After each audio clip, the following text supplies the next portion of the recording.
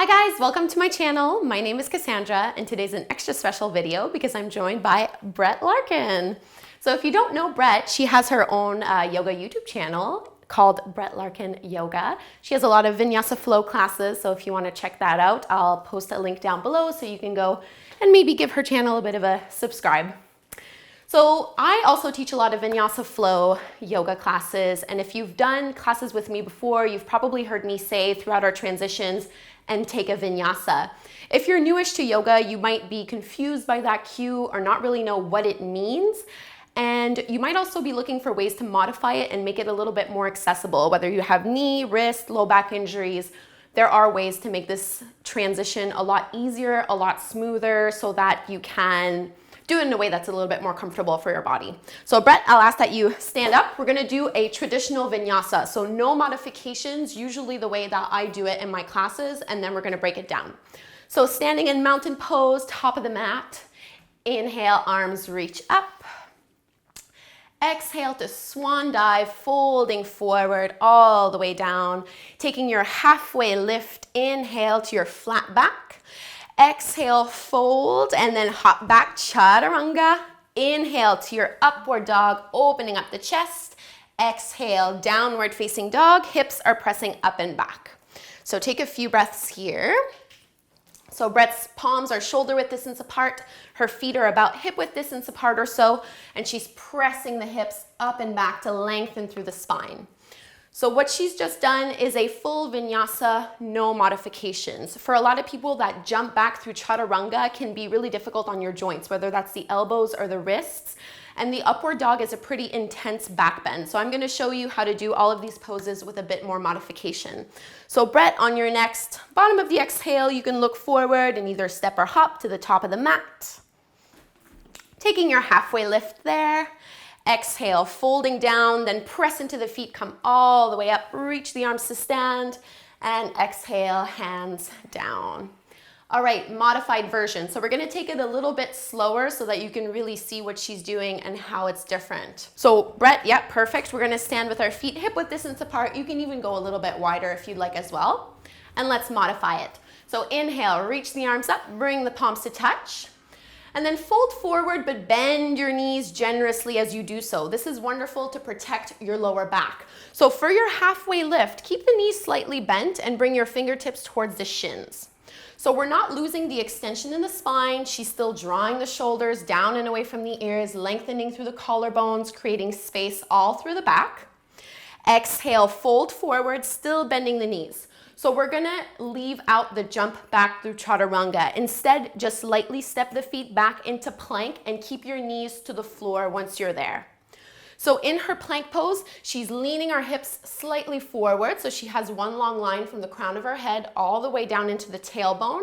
And it's a little easier for the abdominals. If you're starting to develop strength there, keep your knees on the floor, and eventually maybe the knees will want to lift up, but they really don't need to. Instead of coming to chaturanga and up dog, start to bend the elbows and lower all the way down to the belly. So elbows are hugging in. Close to the body. Exactly, yeah. Shoulders are drawing away from the ears. And now let's point the toes back. She already did that, and she's gonna take a cobra instead. So her hips are not gonna leave the mat. So chin and chest are lifting up, lots of space at the front of the heart. And then exhale, fold down, release, and let's come to puppy pose instead of down dog. So both are fairly similar. The difference is that Brett is keeping her hips over her knees, so knees are always down on the floor. She's still finding that exact same extension through the spine that she had in her downward dog. It's just a little easier to hold the pose that way.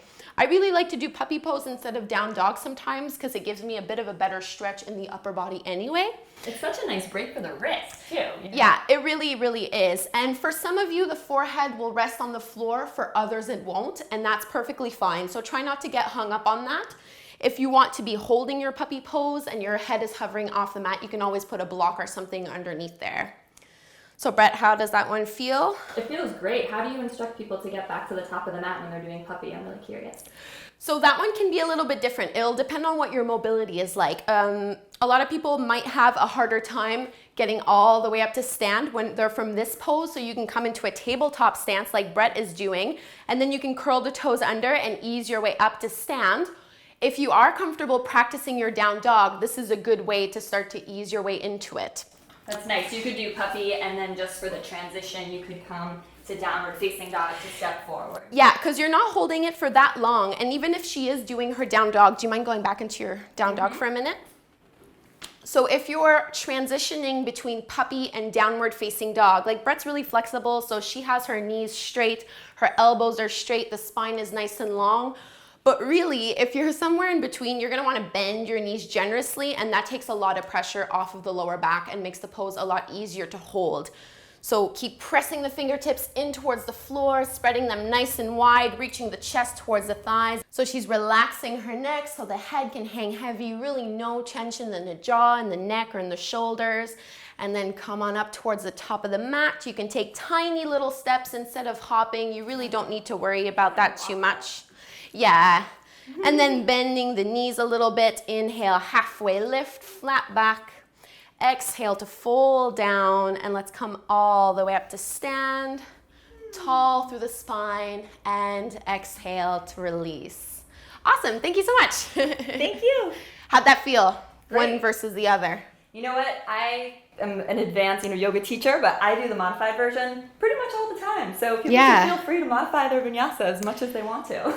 Yeah, that's a good point. I think there can be a little bit of stigma around modifying your flow, and you really just kind of have to check your ego to the door and do what feels good for your body, because at the end of the day, we're practicing yoga for longevity, right? We're not trying to burn out.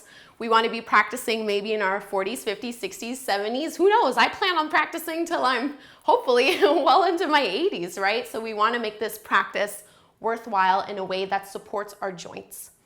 Thank you, Brett. Thank you so much, guys, for tuning in. I hope that you will click that subscribe button and maybe give the video a thumbs up, and also head on over to Brett's channel and give her videos a quick look. They're awesome as well. Have a wonderful day. Namaste.